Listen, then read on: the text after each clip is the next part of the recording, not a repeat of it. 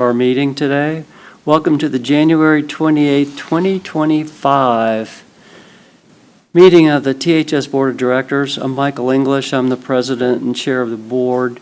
The meeting format is hybrid, so we have members physically present to constitute a quorum here at the Hart Administrative Offices of 1201 East 7th Avenue, and the rest of our members are participating via communication media technology. I'd like to call the meeting to order, and please join me in the Pledge of Allegiance.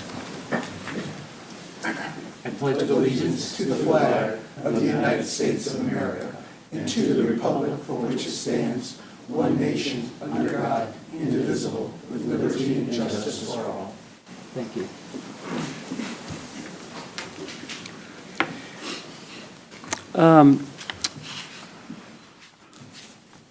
I'd like to welcome, we have reappointed board members. It's really nice to have you all back.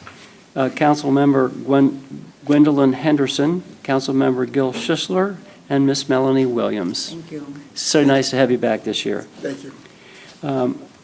Agenda item number 3 is public input. Do we have anyone in the audience wish to speak? Seeing and hearing none, I will move to the next item of the agenda. Number 4, election of vice president. With the departure of Abby Ahern from our board, we have a vacancy for the position of vice president. Mr. David Smoker, our general counsel, will lead us through the election process. Mr. Smoker? Thank you, Mr. President. Mr. English, can you speak into the microphone, please? Yes, sure. Sorry. Better? Yes, please. Thank you. My pleasure. So the process that I will ask you for is nominations from the floor for Vice President of the THS Board. It doesn't require a second, and any member may nominate themselves if they wish. Once the nominations are closed, I'll ask the members to vote on the nominations to identify one member with a majority of the votes. The board members with the majority of the votes, board members with the majority of votes will be elected as the Vice President. And if you have any questions, let me know. So, would you like to make a nomination? Yes, I'd like to nominate Mr. Schisler. Okay. Ms. Williams has nominated Mr. Schisler. Do I have a second? I'm good. Do you accept? I accept, yes. Did you say there was not a second needed, or there is a second needed? There actually is. Do I have a second? You don't need one. Hmm? You don't need one unless you're asking for a second nomination.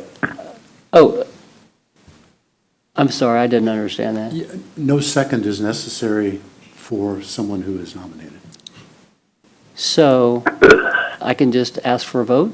If there's no other nominations, you certainly If there are can. no other nominations, Mr. Schisler, you are now Vice President of the Board, Thank you. and you get a new chair. Okay, cool. Thank you, Mr. Smoker. Congratulations, Gil. Thank you. Thank you. Agenda item number 5, approval of minutes from October 22nd, 2024, November 26th, 2024, which were deferred when a quorum was not present. Is there a motion to approve both? Well, in the first, are there any deletions, additions, or corrections to either one? Move to approve both sets of minutes. Second. We have a motion and a second to approve the minutes. All in favor, say aye. Aye. Aye. Opposed, say nay. Minutes passed. The next are action items. The first action item is Resolution R 2025-0101 to ratify my authorization for extra service during Gasparilla Parade on Saturday, January 25th. That was necessary because it came up between meetings. Staff contacted me with a... So moved. We have a motion Second. and a second. Are there any questions? Just If not, out of all in curiosity- favor? Just Sir. out of curiosity, what was the sum total, or do we know yet? For ridership, we are still waiting for the ridership numbers back. Okay. Are we good? Yeah. Yeah. And the amount was, I don't know, 15,000 or something? And the staff know what the actual amount was? It was in that range. It's just academic curiosity, that's Yeah, all. okay. So all in favor, say aye. Aye. Opposed, say nay. Aye. All right, we're good. Okay.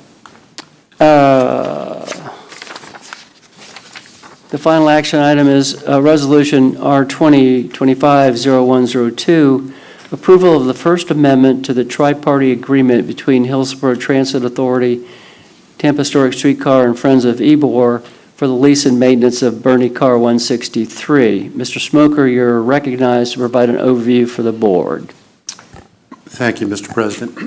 If the board recalls, on November 15th of 2023, the board approved a tri-party agreement between HART, the THS, and the Friends of Ybor for lease and maintenance of the Bernie Streetcar, number 163.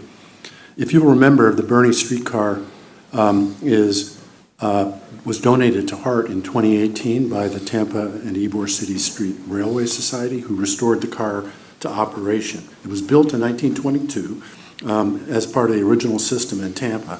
However, it cannot currently be used as a revenue-generating streetcar. So the purpose of the tri-party agreement is basically to do a number of things. First, FOI, or the Friends of Ybor, will lease the Bernie streetcar for $1 per year.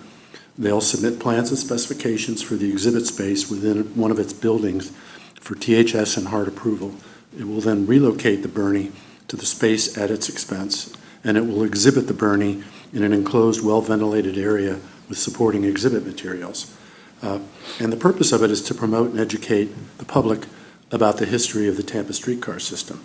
And then finally, they're agreeing to undertake necessary cosmetic maintenance and repairs at its expense. The agreement provided for 1 year from the date of the agreement having been signed by everyone. And due to delays in the permitting process and the permit review process, FOI is asking for a 6-month extension to the deadline for submitting the plans. We found that there's good cause for it. Obviously, if you don't have your permits ready, then you're not in a position to be supplying plans. So our recommendation is to go ahead and approve the amendment, and it just simply extends the deadline for submitting the plans to HART and THS by 6 months. Any questions, anyone? Now, Mr. Chairman, this is the mechanic. I think I need to abstain because my law firm represents an affiliated company to Friends of Ybor, Inc. I think, Mr. Smoker, I previously had to file a form for that. If you could prepare that for me, I'd appreciate it. Will do. Thank you, David. Thank you. Move to approve the First Amendment to the Tri-Party Agreement between HART, Historic Streetcar, and FOI. Second. So we have a motion in 2 seconds. All in favor, say aye. Aye. Aye. Opposed, say nay. Could I So, ask thank you, Ms. a follow-up Yeah. question to the whole issue? Representatives for FOI, will the THS and HART know when this, be alerted when this is all ready, so that we can have some type of maybe a public relations session? Well, I think it's a big deal, and I think that we should advertise it and really play it up and get the community involved with it. And I think that'd be very, very, I think that's a great idea. very interesting, and I would love to go to it. It's a great idea. Good. So have we approved this? I think we voted. Yes, we have. Good. Let's move to Marketing Services Report number 7 on the agenda. David Botello, Director of Communications and Marketing, will present the marketing reports from November and December of 2024, which are also included in your packet. David? Hey, good afternoon, President English, CEO Drainville, and Board. I'm David Botello. I'm the Director of Communications and Marketing here at HART. I'm going to touch on real quick November of last year, just a couple of quick highlights. We had some collateral and graphic support for human trafficking at our streetcar stations. We got the signage up for that. Our fear-free streetcar survey collateral we also put up for that. Streetcar Live, of course, on November 22nd with George Pennington, and additional promotional material on social media. The Fear-Free feedback campaign, we launched the online survey back in the fall, and we held the public hearing back on November 7th. We got a lot of positive feedback regarding keeping the service on the streetcar fare-free. Also, the very popular Winter Village Express returned on Sundays this fall. That wrapped up on December 22nd. The holiday themed streetcar was a 1-hour round-trip excursion for the holidays. Tickets were $10 and they sold out almost immediately. So it was a very popular service that we've been doing traditionally every winter. So, and then of course, Streetcar Live for November was, like we said, George Pennington, and that continues to be a very popular concert series. Also, as we move to December 2024, the marketing team provided collateral and graphic support for key events and promotions, including Streetcar New Year's Eve, extended service, and Streetcar Live yet again. The Streetcar New Year's Eve service this year extended service hours until 1 a.m., providing a hassle-free way for our riders to celebrate safely. Staff and city officials encourage residents and visitors to skip the traffic and enjoy a convenient ride to their festivities. We're still waiting on the numbers, working on numbers for the streetcar for New Year's Eve, but it was very well received from what we've been hearing. So, and of course, Streetcar Live for December featured the Righteous Duo, showcasing surf rock, indie, and blues music aboard the streetcar. This ongoing collaboration with the Gasparilla Music Festival continues to bring Tampa Bay's finest musicians to the Tico Line streetcar. I said very popular still. Additional streetcar service promotions for the month of December. The Gasparilla Bowl Block Party and Parade for the bowl game here. The Winter Village, of course, as we touched on for December. Events at Amalie Arena, including concerts, WWE, UFC, of course, Tampa Bay Lightning games, the Mayor's Food Truck Fiesta, and of course, Rock the Park. We also received extensive New Year's Eve streetcar service coverage with WTSP, Fox 13, ABC Action News, and WFLA. So very well received. Excellent. Great. Thank you. Any questions? David, thank you very much.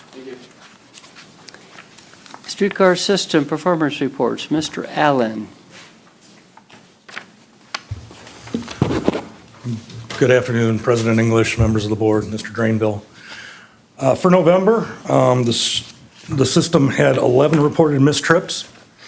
These missed trips were caused by mechanical issues and a shortage of operators.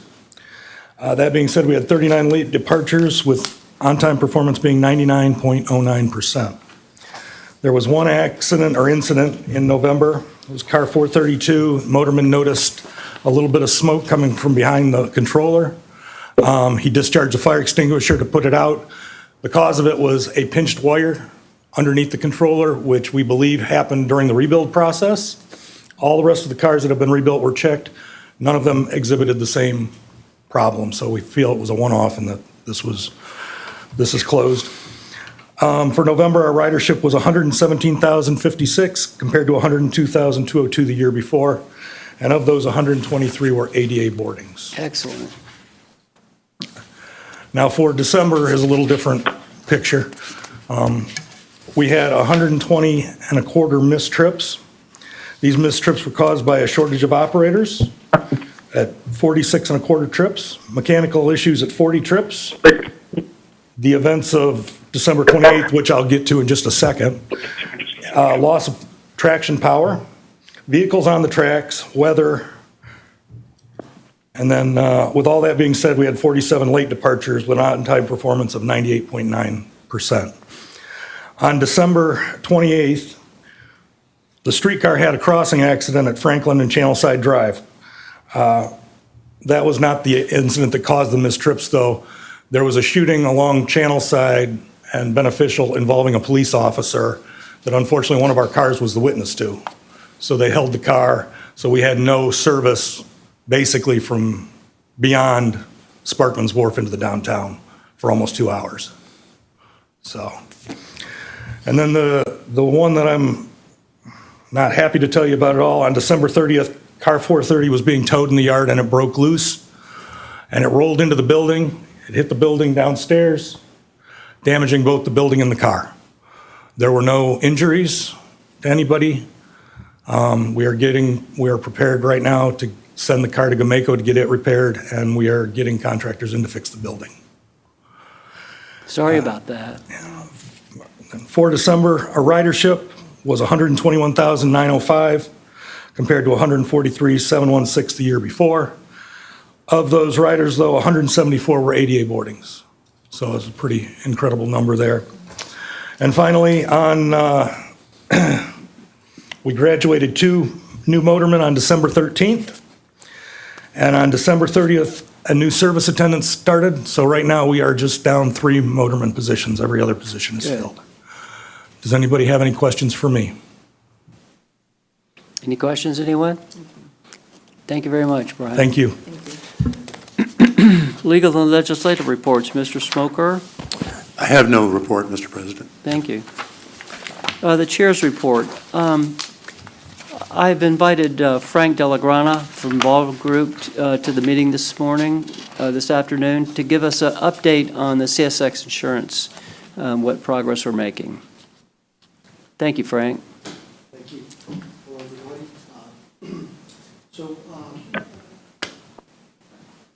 Push button. All right, sorry about that. So yes, thank you, Michael, and members of the board. I know there's several of you that I've had conversations with over the past several months, and to date, we are coming up on the renewal very quickly in the next week or so.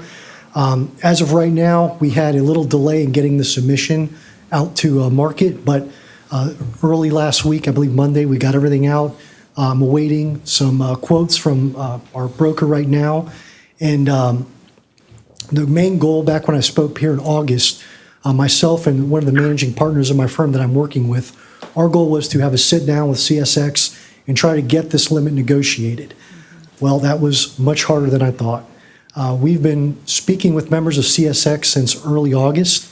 I was actually given a contact by the mobility director, Vic Bidet, back in early August, and I was given a contact by the name of Craig Camuso, who is the Regional Vice President of State and Government Relations. Mr. Camuso directed me to their Chief Legal Counsel, a gentleman named Sean Craig, who we originally set up a meeting with that was supposed to take place back in September. Once we were working on agreeing on some times, as these gentlemen from CSX tend to do, they go silent. They don't answer emails. They don't respond to phone calls. I actually was, after one phone call with the Chief Legal Counsel, trying to follow up on an email when I was trying to set up a meeting. My cell phone number was blocked by that gentleman. And it was just one phone call trying to follow up to get a date after he responded he was going to check his calendar. So once that happened, I sicked the big dog on him, our managing partner, Bill Talby, who is a veteran in this industry. And we've, the only person right now that we've been able to have steady contact with is the Regional Vice President of Government Relations, Mr. Camuso.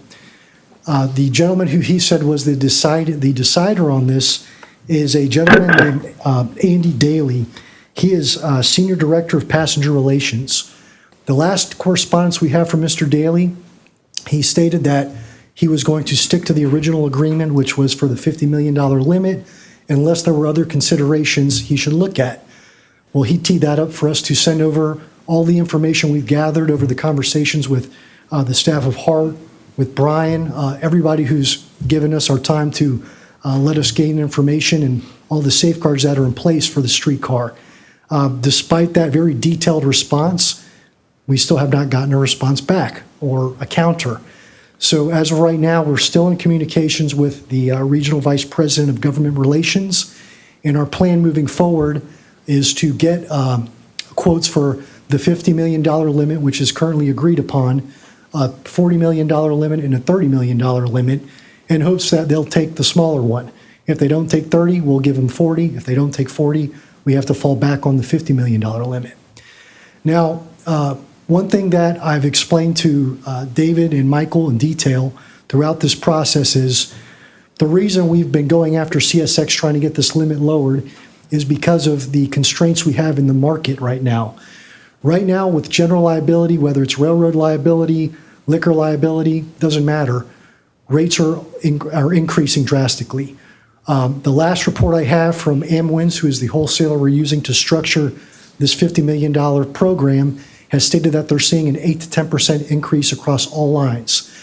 The benefit of working with a brokerage like ours is we've basically got them to guarantee us they won't go above 5%, and we're really leaning on them to do that. That being said, I know that the Streetcar service has a pretty impeccable record as far as no losses since its beginning in the early 2000s. However, when it comes to liability insurance, they strictly use numbers. Unless there is a history of increased claims, their rating basis is on ridership and payroll. And those are the two numbers they use to calculate a premium. The problem we have is that ridership is on the increase, which is wonderful, but as ridership increases and this agreement is still at $50 million, there's no avoiding an increase. So the only course of action is to really get an audience with CSX and get them to lower this limit. And at this point, the policy renews on September 10th. February 10th. And we have been in contact. We've sent follow-ups. The only gentleman we've been able to have consistent conversations with is not the decision maker. But moving forward, my goal is to be creative, to continue to talk with David and Michael and come up with a solution where they will sit down with us and will give us an audience. Because at this point, acting solely as your insurance broker, I'm not getting their attention. I have gone up the chain at my office, even involving Mr. Baldwin himself, to use his contacts he has at CSX to try and get our way into a decision maker or somebody higher up. And we're going to continue to do that. Unfortunately, I was hoping we could get this taken care of in a matter of months before this renewal, but I underestimated who I was up against. And unfortunately, to this day, we have not been able to get an audience in front of CSX. We've pretty much found that the emails have been, they're not working. So we prefer to be face to face. And if it involves getting one or two of the members of the board involved, we may have to do that. But it is my plan moving forward to keep everybody involved, to be very transparent in the way we work. And I'm hoping by tomorrow or Thursday to actually have some firm quotes in front of me. As Michael and David know, I'm very transparent. I've been in contact with them throughout this process almost, what do you think, guys, about once or twice a week? But once I have those numbers, I know there are rules with the board that I guess no two members can talk about the board business outside of here.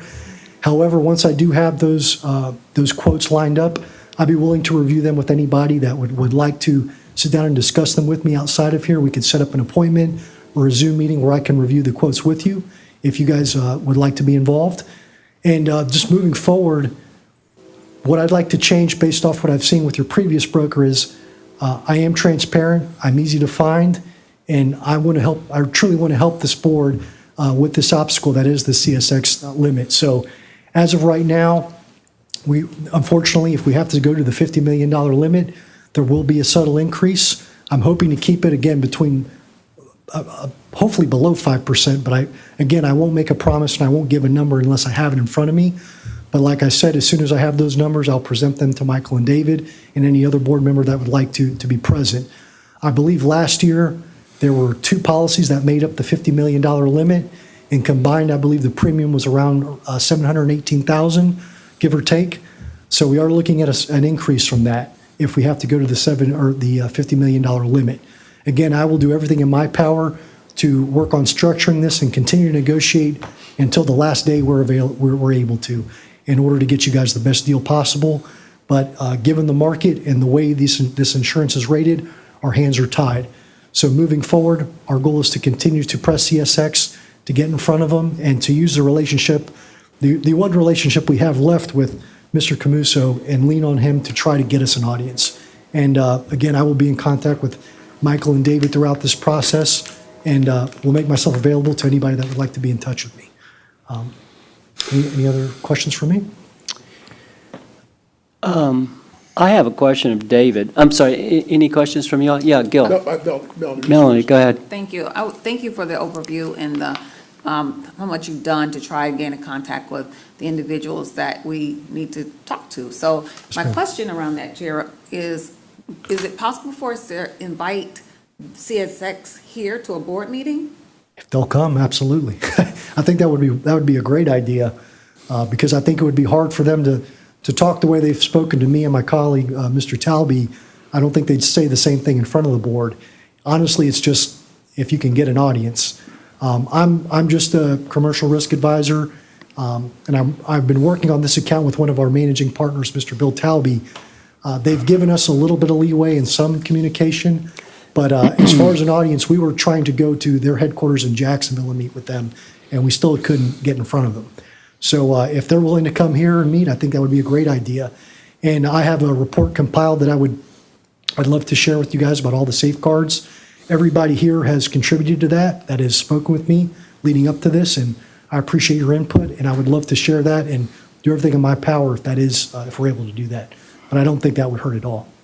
Thank you, Chair. I'll leave it to you, but leave it to you to determine if we want to have someone come here and join the staff, Well, it's a good idea. However, at this point, and it was one of the questions I had for David Smoker, we're going to have to agree to an insurance policy before February 10th, which means we won't have another board meeting before I have to agree. And my question to you is, I assume I need the board's approval to agree to this policy and amount if I'm going to do so prior to our next board meeting. A couple things. One is, my recollection is that isn't there a grace period under the terms of that policy such that we might be able to bring back the final approved, the final quote for approval after February 10th? We can. So once we bind coverage, there is a small grace period, and it may be, it depends on the carrier. And since we're using multiple carriers, we have to use 2 different companies or up to 4 companies to get this combined limit of $50 million. Mm-hmm. So we could definitely mention that in our negotiations with the carriers. And since we are trying to get multiple limits of insurance or options, we could also state that, I can put that in the carrier's ear, that we may end up changing this limit from 50 to 30 to 40, depending on what CSX says, since we're still in negotiation with them. And if you guys would like for me to set up a Zoom meeting with anybody from CSX, we could get to accept it. I'd be more than happy to, and get any members of the board that would like to be on that meeting. And we've been trying to do this since August. And there's only one gentleman that is still talking to us, and the rest of them are just giving us the cold shoulder. And like I said, we were planning on meeting with them in December. We had not quite a formal date, but we had a range of dates that we were going to go meet them, and they just ignored us. Even pressing them, hey, the holidays are coming, we want to get on your calendar. Crickets. And sales, I'm used to that, but I'm not trying to work with I'm not trying to work with CSX. I'm working for you, and I'm trying to get them, trying to get an audience. And I was expecting it would be hard, but not quite this hard or rude. So, Mr. President, my suggestion would be this, that the board go ahead and authorize you to bind coverage on behalf of THS for the $50 million and Or less. help me a little bit. What's the range of the increase? In other words, worst case scenario. Worst case, we could see 8 to 10. But my underwriters, I've told, the marching instructions are keep it at 5. So my recommendation would be to authorize Mr. English to go ahead and bind coverage based on the $50 million quote, not to exceed a 10% increase, and that you have discretion, obviously, to bind a policy for less than that, Thank you. either based on a percentage increase under the $50 million policy, Mhm. or $40 million, or $30 million. Okay. Yeah, and also there's another issue with this track. I mean, the last correspondence we sent to Mr. Daly, who was, we were told was the decision maker, he asked for any other considerations. And we looked at that, since we've been getting a cold shoulder, as our opportunity to send over all this information we compiled. So We sent over a email stating all of the safeguards in place, from the training program to the actual way the interlocking system works. We actually sent a satellite image of the intersection as well as the actual measurements of the intersection. Because our argument is, if there is a catastrophic incident, this is where it's going to happen, this is what you're insuring. Trying to show how ridiculous that limit is. I will say that and you guys may not like this, but I'll be very transparent on the response I got from Mr. Camuso. His response to us is that $50 million is not a lot of money to them. And we beg to differ, but that was his response. And he also said that if he allows us to keep reducing his limit, that they may have to allow any other entity to do that. So they're putting us in a tough spot. We still feel there is room to negotiate. This gentleman has not blown us off quite like the others have. So we're going to continue to talk with him so we have some sort of candor. But it is a tough negotiation, but I think if we get more people involved from the board, other than myself and Mr. Talby, of course, we're there for support and for any information you may need, especially when it comes to the market. But we believe getting other members involved or other city or state officials involved, that we may have more leeway to get this limit lowered. But in full transparency, if we are to get a relief in this insurance payment, it's not going to be from the market. It's going to be from CSX, because if we have another rough year like we've had in the past several, general liability rates are going to continue to go up. And as your ridership continues to grow, your exposure is going to grow. So this is the issue. It's not so much the marketplace or which company you use. There's probably close to 8 carriers in the country that write railroad liability. So it's not as if there's a wide range of selection here. So really that is the course of action going forward, is to get them to lower those limits to something more reasonable. And that is what we'll continue to try to do. So I think I'd like a board vote to give me that authority. I'm Gil? willing to make that motion, but I have a question before. Sure. I'm willing to make that motion, but I do have a question. Sure, go ahead. Is it possible to get the insurers to change the parameters instead of ridership and payroll interfaces where we have 2 interfaces with CSX? I think it's just the one crossing. There's just the one interface. Could we get them to review the coverage requirement on the number of interactions we have, as opposed to the ridership, which I know is an established Right. methodology, but to we got one crossing that we hit 35 times a day? Right. Okay. So to answer that, the way the carrier looks at it, they're not just looking at it as if they're insuring that intersection.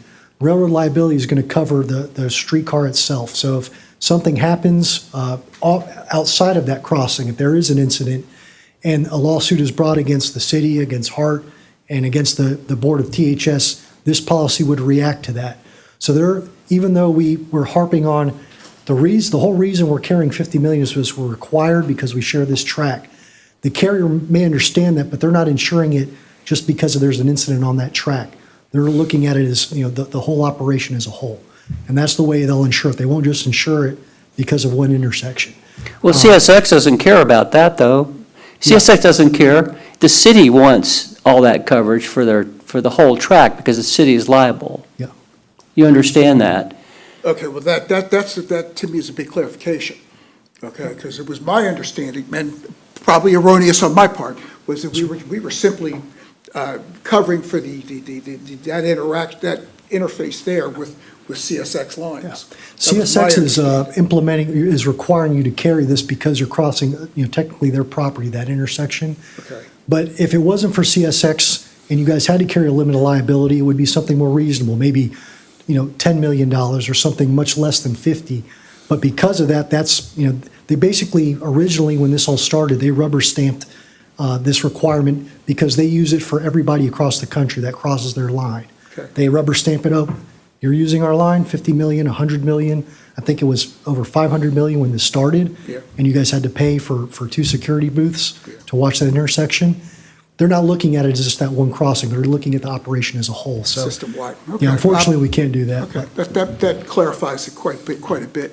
I move to enable President English to negotiate the binding coverage so that we are covered by February 10th and up to a 10% increase, or 10% potential increase in the premium year over year.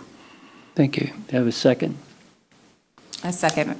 Second. We have a motion and a second. Any other discussion about that? If not, all in favor, say aye. Aye. Opposed, say nay. Thank you. I have another question, and Brian, you might have to answer this, although I don't think, I've been told you don't know, but I don't know how many times a day a CSX train uses that track.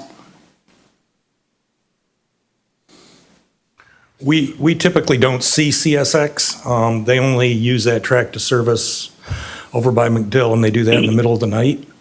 The traffic we see is 2 Amtrak trains a day, so they make 4 moves over the crossing. Oh, so Amtrak crosses the crossing. Ah. Yeah, when they shove into Union Station and then pull back out. But that has nothing to do with us.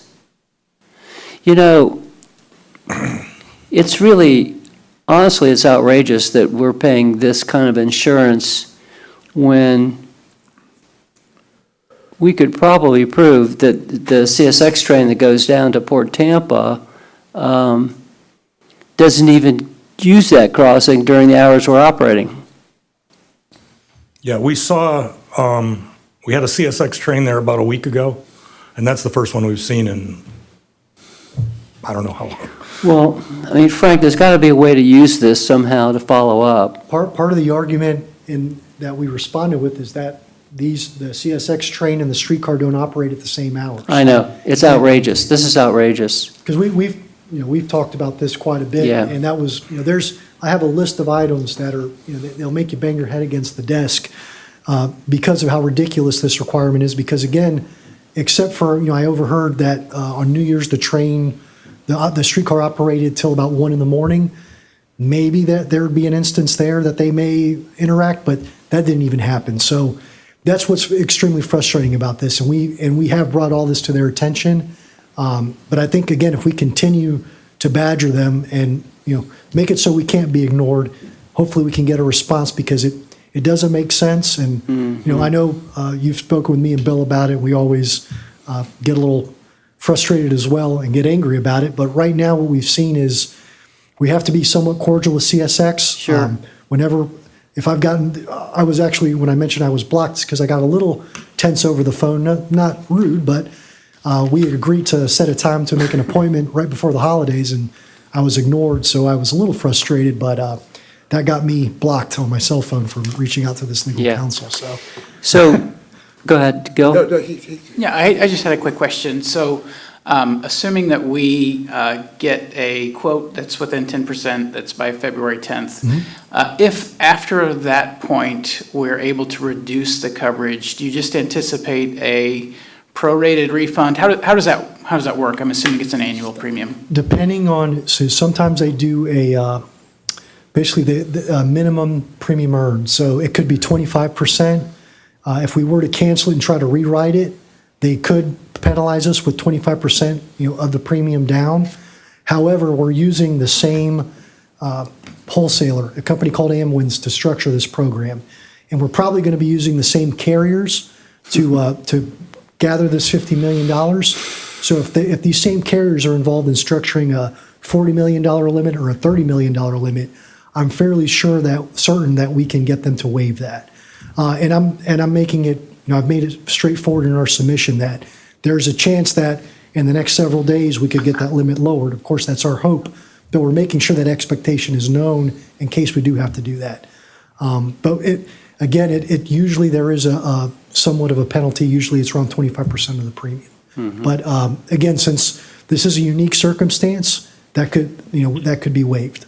And do you anticipate that potential waiver to be established as we execute the annual coverage. Yes, sir. I'll make sure we do that moving forward, that's all written out and understood by the carriers and the underwriters. Right. Thank you. No, I was just going to tell you that we've asked Frank to set up a Zoom call with Vic and the city budget person and for a briefing on all this well before we have to make a decision. I'm sorry, so did I interrupt you? Oh, I wanted to answer you, I didn't, about a meeting with CSX.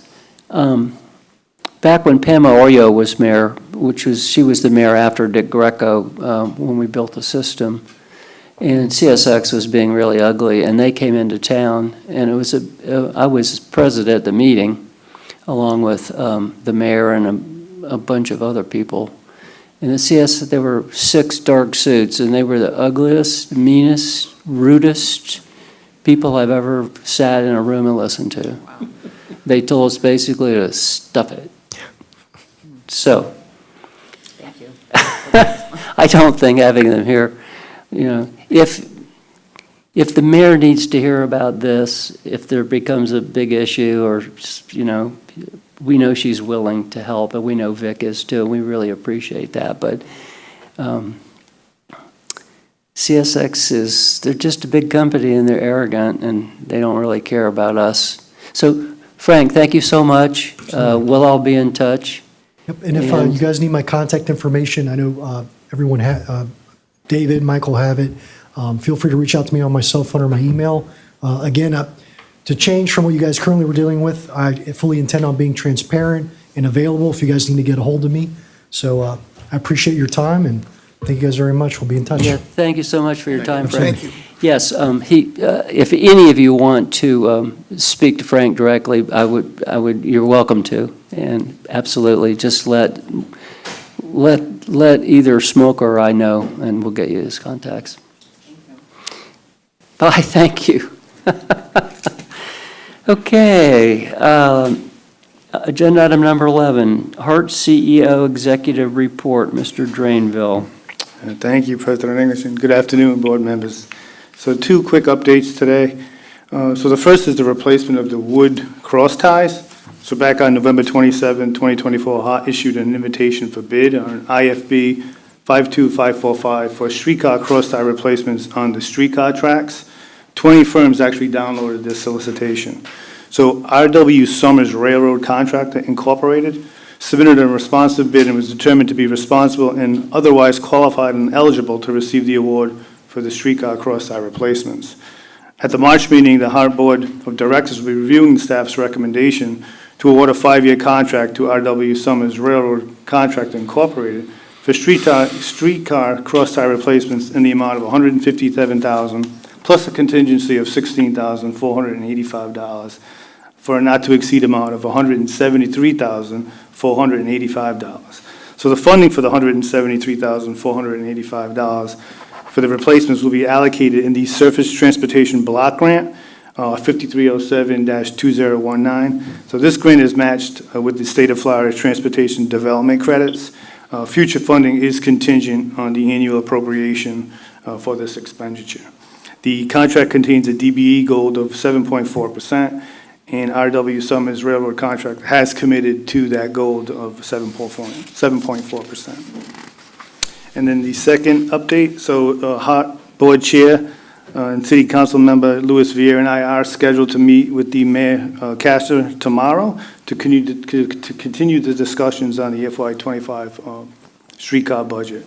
So staff continually diligently records the time and initiatives to support the streetcar operations and to ensure the most accurate budgeting for the FY26. So that concludes my report.